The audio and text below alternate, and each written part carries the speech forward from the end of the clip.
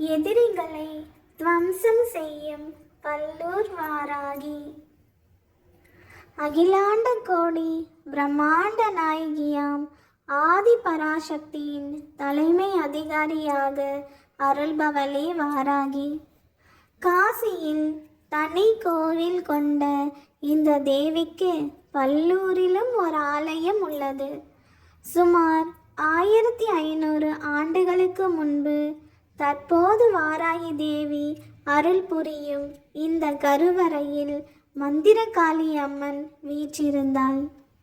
ஒரு துர்மந்திரவாதி மந்திரகாளி அம்மனையே மந்திரத்தால் கட்டி போட்டு சக்தியை ஒடுக்கி வைத்திருந்தான். அந்த இருமாப்பில் அட்டகாசங்கள் பல செய்தான்.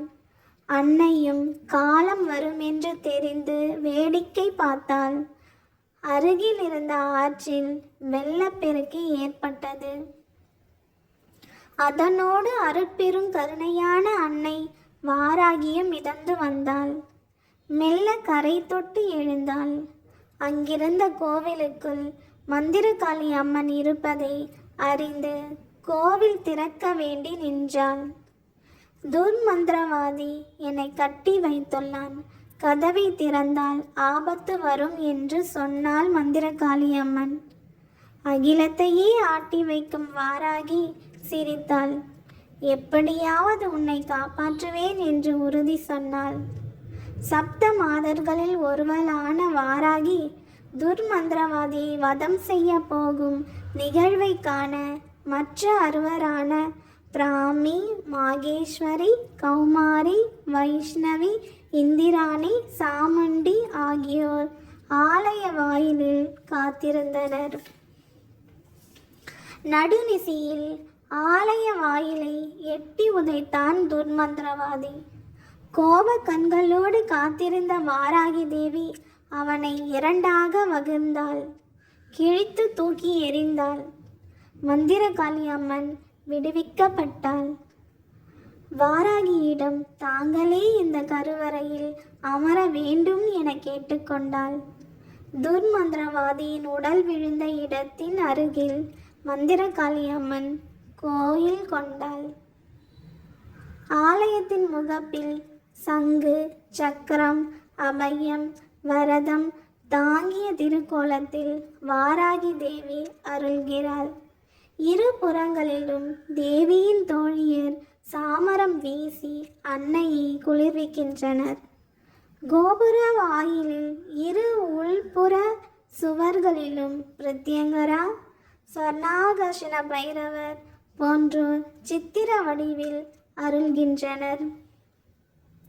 தன் முன்னே நிறுவப்பட்டுள்ள ஸ்ரீ சக்கரத்தின் மூலம் மேலும் தன் சக்தியை மகோனதமாக்கி பக்தர்களை வளப்படுத்துகிறாள். ஒவ்வொரு வளர்ப்பிறை, தேய்பிறை, பஞ்சமி தினங்களில் இந்த அன்னையின் சந்நிதியில் வாழை இலையில் அரிசியை பரப்பி உடைத்த தேங்காயில் நெய் தீபம் ஏற்றி வழிபடுகிறார்கள். பக்தர்கள் வாழ்வில் அதல பாதாளத்தில் சரிந்தவர்களையும் அன்னை சிகரத்தின் மேல் அமர்த்துகிறாள். வருடத்தில் மொத்தம் 4 நவராத்திரிகள் கொண்டாடப்படுகின்றன. அவற்றில் ஐப்பசி மாதத்தில் வரும் சாரதா நவராத்திரியை பெரும்பாலானவர்கள் கொண்டாடும் நவராத்திரி மிகவும் சக்தி வாய்ந்ததாகும். அன்னை ராஜராஜேஸ்வரின் படைத்தளபதியாகவும் சப்த கன்னியர்களில் ஒருவராக இருக்கும் வாராகி அம்மனை போற்றி அவளின் அருளை பெறுவதற்கு ஏற்ற காலமாக ஆஷாட நவராத்திரி கருதப்படுகிறது. வாராகி வழிபாட்டிற்குரிய நவராத்திரி என்பதால் இதை வாராகி நவராத்திரி என்றும் சொல்வதுண்டு. நவராத்திரி என்றாலே அது அம்பாள் வழிபாட்டிற்குரிய மிக முக்கியமான காலமாகும். அம்பிகையின் மனதை குளிர வைத்து அவளின் அருளை பெறுவதற்கு ஏற்ற காலமாக நவராத்திரி கருதப்படுகிறது. ஆனி மாதத்தில் வரும் ஆஷாட நவராத்திரி துன்பங்களை போக்கும் நவராத்திரி ஆகும். வாராகி அம்மனின் அருளை பெறுவதற்குரிய காலமாகவும் கருதப்படுகிறது.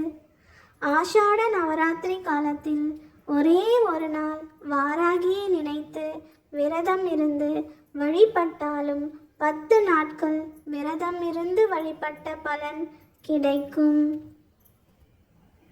ஓம் குண்டலிபுரவாசினி சண்டமுண்ட விநாசினி பண்டிதஸ்ய மனோன்மணி வாராகி நமோஸ்துதே.